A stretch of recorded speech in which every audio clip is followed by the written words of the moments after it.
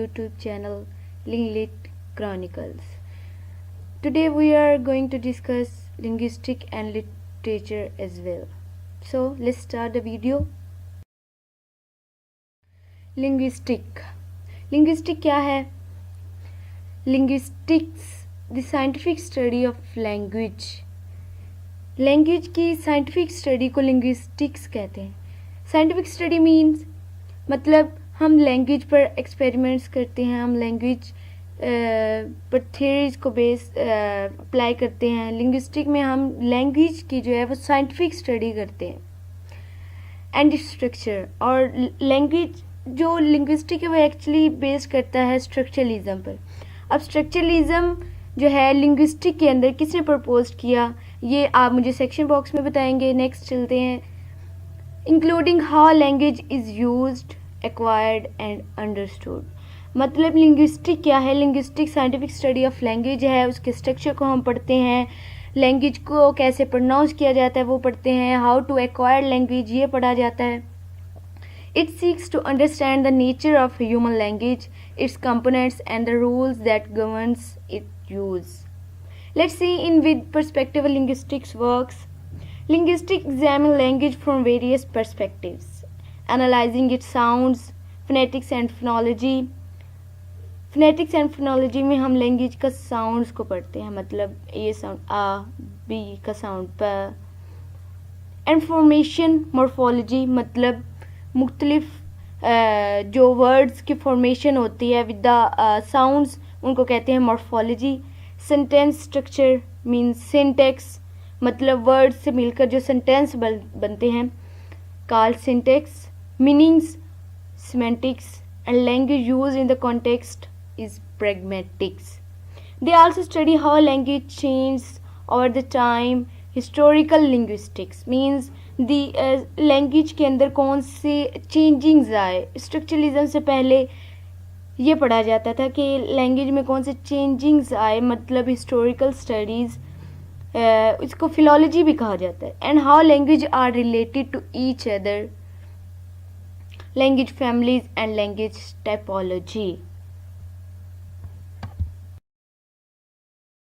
Linguistics has practical application in fields such as language teaching, translation, speech therapies, forensic linguistics, and natural language processing, means computational linguistics.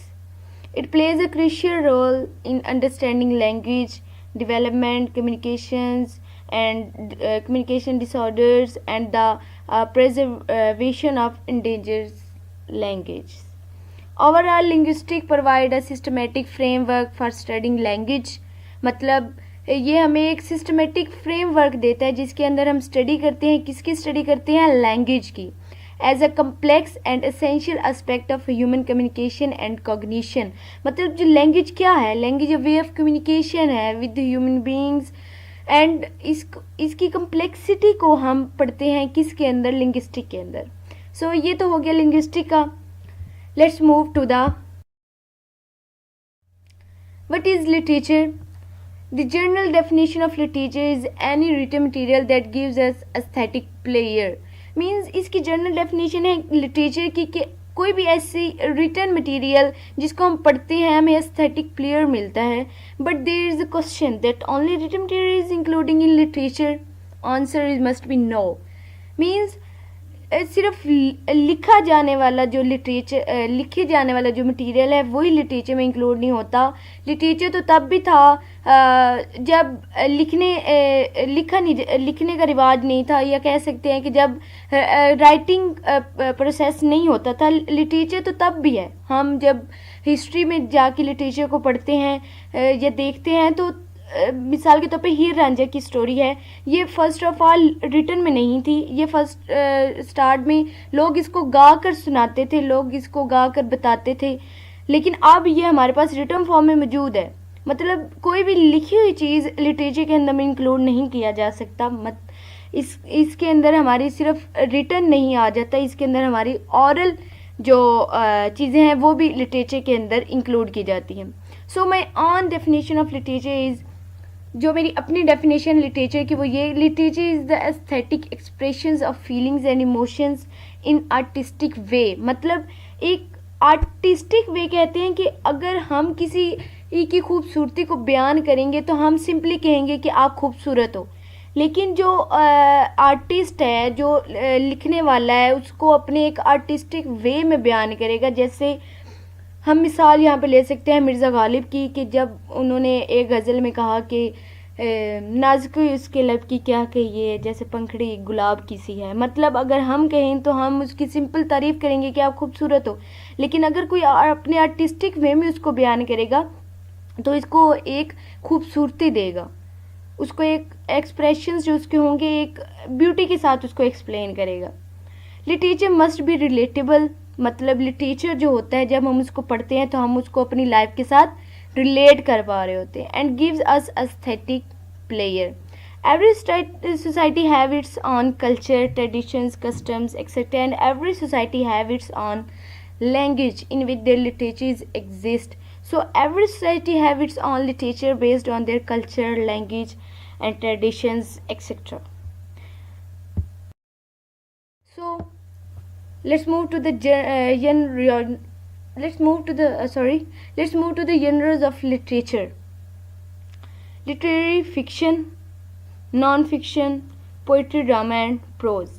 Let's move to the fiction. What is fictions beyond the reality? मतलब fiction ऐसा literature जिसके अंदर कोई reality नहीं पाई जाती, उसके अंदर imaginations होती है, वो एक फैंटेसी होती है, एक साइंस फिक्शन भी उसके अंदर आ जाता है एस्पेक्ट, कि जो फिक्शन होती है उसके अंदर रियलिटी नहीं होती, इमेजिनेटिव और inventive narratives that may depict real और fictional events, characters and settings. Example include novels, novellas, short stories and flash fiction in which fiction जो है वो हमें दिखाई जाती है.